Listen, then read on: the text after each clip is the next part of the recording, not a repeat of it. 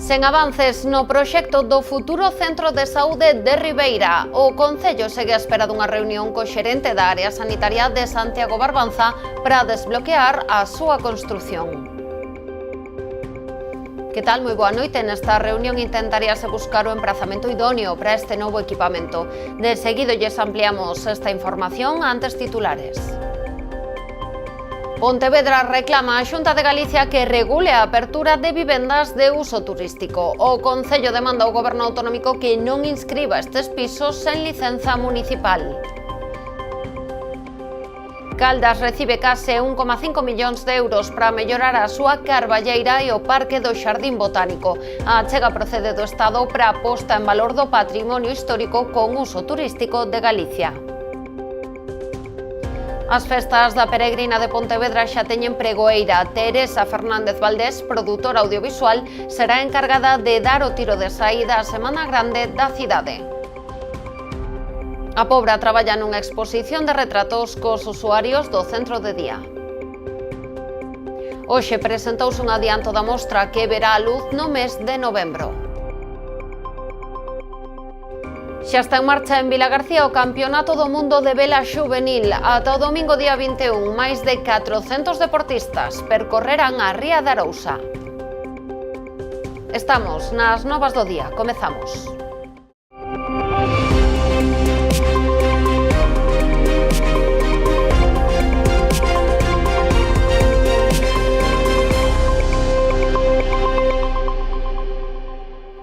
O Concello de Ribeira segue á espera de reunirse co xerente da área sanitaria de Santiago Barbanza para buscar o emprazamento idóneo para o futuro centro de saúde. Demandan tamén unha serie de melloras nas instalacións actuais, así como a dotación de persoal médico. Desbloquear o proxecto de construción do futuro Centro de Saúde de Ribeira e reducir a presión asistencial coa incorporación de novos médicos son os obxectivos principais do alcalde de Ribeira, que segue á espera de ser recibido polo xerente da área sanitaria Santiago Barbanza, e que na actualidade á falla de facultativos súmanse as importantes deficiencias que presentan as actuais instalacións. Seguimos agardando esa chamada do xerente da área sanitaria para poder quedar un día desta semana ou a próxima semana a maior brevidade posible, non? Para poder desbloquear unha situación que é a de mellorar tanto os recursos persoais que hai nos centros de saúde de Ribeira como tamén mellorar o propio edificio do Centro de Saúde de Ribeira porque conta con as deficiencias acuciantes que necesitan pois a súa reparación, non? Estamos falando de humidades, falta de espazo para que traballen todos os profesionais. A pesar do compromiso adquirido polos responsables dos Sergas para manter un encontro que permita avanzar no proxecto, aínda non existe data para a xuntanza na que o alcalde insistirá tamén na necesidade de contar con máis persoal. Dentro do Concello de Ribeira dicir que temos a man tendida a Consellería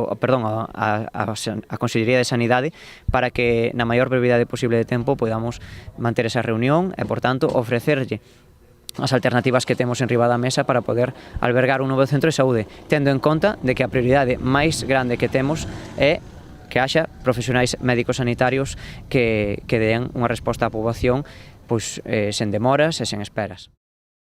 Pontevedra reclama a Xunta de Galicia que regule a apertura de vivendas de uso turístico. Segundo o alcalde, as limitacións establecidas polo Concello pontevedrés diríxense a priorizar a vivenda residencial, pero o Goberno Autonómico está a rexistrar pisos que non contan con licenza municipal porque non se axustan aos requisitos impostos dende Pontevedra. Pero nós consideramos que as vivendas de uso turístico é unha actividade e, polo tanto, non vale con que teña licencia de primeira ocupación, vale con que teña autorización do Concello e, polo tanto, non se poderían inscribir. E o que non pode dar de alta unha vivenda de uso turístico cando o Concello non autoriza ou non lle pediron permiso. Mira que é sencillo eso, O sea, eu teño no piso terceiro de García Camba e me inscribo ali porque o único que lle exixe é que teña licencia de habitabilidade ou primeira ocupación e con eso xa a Xunta inscribe. Pois nós non estamos de acordo con eso.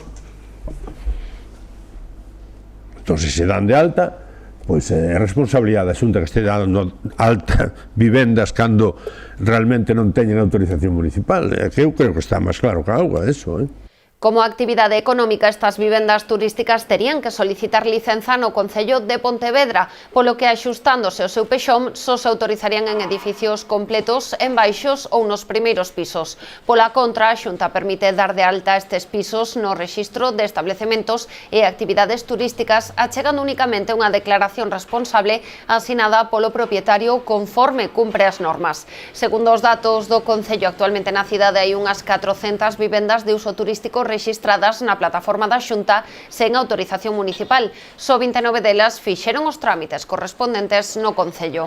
Actualmente, 16 están verificadas, 9 pendentes de informe de verificación, 3 pendentes de outros informes e unha arquivada que foi denegada. Dende o Goberno local aseguran que actualmente só poden actuar cando hai unha denuncia ou cando se lles comunica unha obra para axeitar unha vivenda para este uso. Polo de momento, non hai plans de elaborar unha ordenanza regulatoria específica. O Concello de Caldas recibe case 1,5 millóns de euros para mellorar a súa carballeira e o parque do Xardín Botánico. A achega procede do Estado no marco das axudas para a posta en valor do patrimonio histórico con uso turístico de Galicia. Hoxe o delegado do Goberno en Galicia visitou o Concello caldense. Tiñamos moito interés en facer unha recuperación integral deste patrimonio que temos aquí tan potente. Tamén quero dicir que non é gratuito isto. Para isto había que ter unhas medidas como ser BIC e tamén como ter xa concedida a Q de calidade, non? Que son elementos que nos deron moitos puntos para poder acceder a él.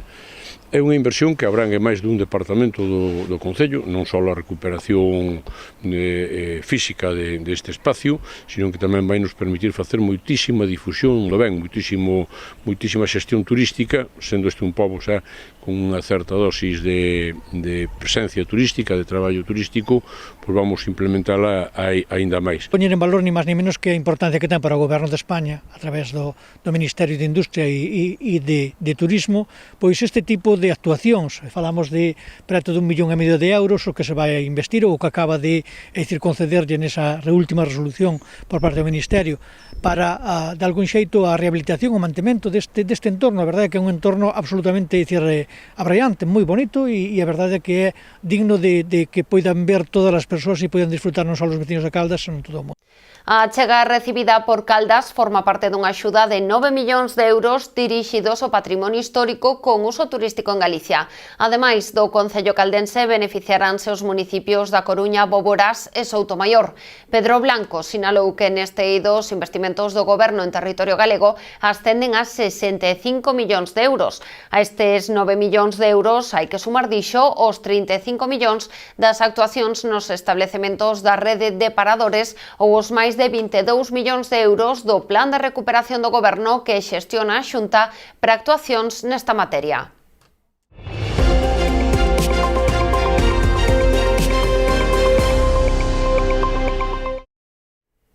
O Partido Popular de Vilagarcía critica o acordo entre PSOE e BNG para sacar adiante os orzamentos para este 2024. A súa voceira denuncia a falta de información por parte do Goberno local. Ana Granja asegura que os socialistas non lles trasladaron o contido completo das contas nin detalles como a intención de solicitar un préstamo. Tampouco as achegas dos populares que foron incluídas nestes orzamentos. Así as cousas, dende o Goberno local xa instaron a oposición a apoiar as contas, porque aseguran inclúen medidas que reclamaron no Pleno. No nos han dicho nada, me imagino que el día del Pleno nos dirán, bueno, pues vamos a hacer este camino porque lo pedís vosotros y vosotros y vosotros, pero no sabemos nada. Es decir, nos parece que este pacto que tienen con el BNG lo empiezan mal al olvidarse al resto de la corporación. Creemos que Vilagarcía, hay una parte del votante que ha sido, bueno, que ha votado al PP y en donde, bueno, pues no se va a enterar de nada, como nos enteramos nosotros, y en donde vamos a estar al margen de cualquier decisión. O Concello de Boiro informou da realización de varias actuacións de mellora no campo municipal de fútbol de Barraña para a súa posta a punto antes do inicio da nova tempada na que o Club Deportivo Boiro militará na terceira ref. Entre os traballos realizados levouse a cabo unha actuación de drenaxe para o acondicionamento do terreo de xogo cun sistema de evacuación axeitado pro céspede para que este sexa capaz de absorber toda a auga da chuvia e así evitar asolagamentos. As festas da Peregrina de Pontevedra xa teñen pregoeira. Teresa Fernández Valdés, que acaba de fundar a produtora Te Espero un Marte despois de 15 anos en Bambú Producciones, será encargada de dar o tiro de saída a Semana Grande da súa cidade. A cita é o sábado 10 de agosto ás 12 do mediodía no balcón da Casa Consistorial. Creo que eliximos ben. Creo que o sea, buscamos sempre unha persoa que teña, bueno, merecementos e que sea unha persona destacada pola súa actividade, en fin, neste caso empresarial, con un éxito espectacular. Pues ser pregonero de tu tierra, pues es un poco devolver el amor y todo el cariño que has recibido siempre. A veces las palabras se quedan cortas, ¿no? Y este es el gran reto ahora, encontrar las palabras para poder describir mi amor hacia Pontevedra, mi gratitud por haber sido elegida como pregonera. Digo, yo me desplazo a Pontevedra, pero en realidad tengo dos citas obligadas, unas son las Navidades y otras la Peregrina. Fernández Valdés está recoñecida como unha dos 5 creadores audiovisuais máis importantes de Europa e aparece na lista da revista Hollywood Reporter na que se recoñece as 20 mulleres máis poderosas da industria do entretemento. Tamén foi elixida pola revista Forbes en España como unha das mulleres máis poderosas e influentes do país. Non en van, con Bambú Producciones creou máis de 35 series de televisión con títulos como Velvet, Las chicas del cable ou Fariña e documentais como El caso Asunta ou El crimen de Alcácer. A xa pregoeira destacou a estreita relación que manterán a día de hoxe con Pontevedra. O Concello da Pobra presentaba esta mañá un adianto da exposición Retratos na Memoria. Este proxecto xorde da colaboración do Concello da Pobra co Centro de Día e dous artistas encargados de plasmar en fotografías e pinturas os usuarios do centro.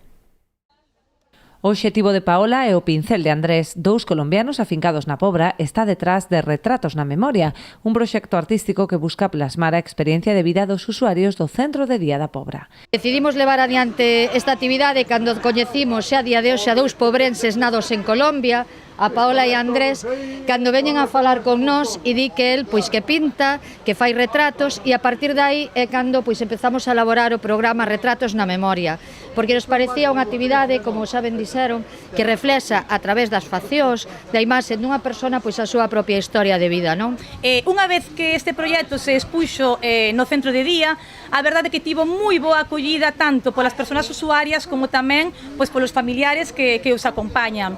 E o que queremos plasmar a través de Retratos na Memoria é dar vida, é dar visibilidade ás persoas usuarias que cada día pois acuden ao Centro de Día. Hoxe presentabas un adianto da exposición que verá a luz ao completo en novembro, cando se poderá visitar na Casa da Cultura Raquel Fernández Soler. Inmerso no proceso de creación dos 18 retratos, o seu autor nos relataba o proceso creativo no que inviste horas e horas de traballo para conseguir o mellor resultado.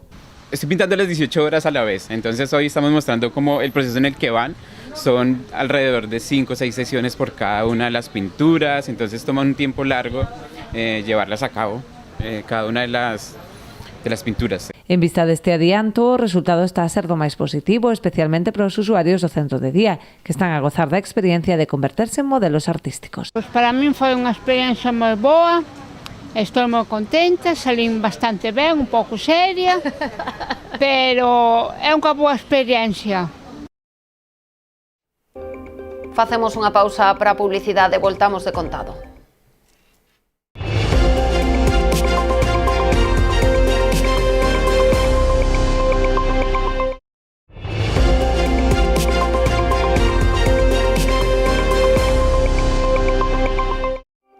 Ribeira conmemorará o Día da Patria Galega cunha actuación do coro Airiños da Casa de Galicia de Nova York. Será ás 9 da noite no novo auditorio e estarán acompañados das cantareiras das amas de casa de Ribeira. Co obxectivo de manter os lazos de irmandade cos galegos emigrados, Ribeira acollerá unha actuación moi especial o día 25 de xullo para celebrar o Día da Patria Galega. O coro Airiños da Casa de Galicia de Nova York ofrecerá un concerto ás 9 da noite no auditorio. Fai uns meses tivemos unha proposta de varios veciños da contorna que nos falaban de convidar, de poder traer aquí a unha cantidade de persoas que están na emigración, como tantas, en Nova York neste caso, e teñen un coro, o coro Airiños da Casa de Galicia en Nova York, e van a estar por Galicia durante estes días, non? Entón falábanos de poder facer algo no verán. Entón decidimos facer algo neste novo auditorio. Esta coral, non? Van estar convidados aquí, por suposto moi ben recibidos, acollidos polo Concello.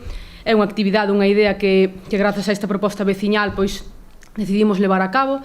E que mellor día que o Día da Patria Galega, non, para facer esa irmandade, conmemorar a todos os galegos e galegas que tamén tiveron que emigrar, non? A actuación contará tamén coas cantareiras da Asociación das Amas de Casa que contan cunha longa traxectoria artística. Cantareiras é un grupo que ten unha longa traxectoria que comezou ca presidenta de Amas de Casa no seu momento, con Madalena Bringas. É un pouco o bastión de Amas de Casa, aínda que agora, grazas a Deus, temos algún grupo máis de cantareiras, por decirlo, con seu nome cada un, en distintas parroquias, que nos deleitan. Neste verán xa levamos unhas cantas actuacións nos sitios de costume delas para animar un pouco o que é a súa parroquia. A entrada será de balde, aínda que será preciso retirar a invitación unha hora antes do comezo. A Asociación Boirense de Empresarios volverá a realizar este verán a súa campaña Quincenas Fantásticas, con 1.000 euros en premios. A proposta, que se prolongará ata o 18 de agosto, prevé o sorteo de 500 euros para poder cambiar nos negocios asociados ao final de cada quincena, a 2 de xullo e a 1 de agosto. Para poder participar nesta campaña, os clientes deberán realizar unha compra en calquera dos negocios que sexan socios da AVE, facer unha foto do ticket e rexistralo na páxina web da patronal. Deses 500 euros, haberá premios de 250, 150 e 100 euros. A campaña está cofinanciada pola Xunta e busca poñer en valor os negocios asociados nunhas datas nas que Boiro recibe a moitos visitantes. As carrilanas de Esteiro contarán nesta edición cun circuito máis seguro. Nunha xuntanza celebrada a finais do pasado ano coa deputada provincial de Vías e Obras, Mónica Rodríguez, comprometeuse co Concello a instalar unhas biondas de seguridade na estrada que forma parte do circuito o Gran Prix de Carrilanas. Dende o Concello realizáronse as xestións necesarias para que a Deputación puidera cometer esta actuación antes da cita festiva que se celebra esta fin de semana. Dese así por satisfeita unha demanda histórica da organización e do Concello de Muros que levaban anos reclamando maior seguridade para os participantes e o numeroso público que asiste ao evento.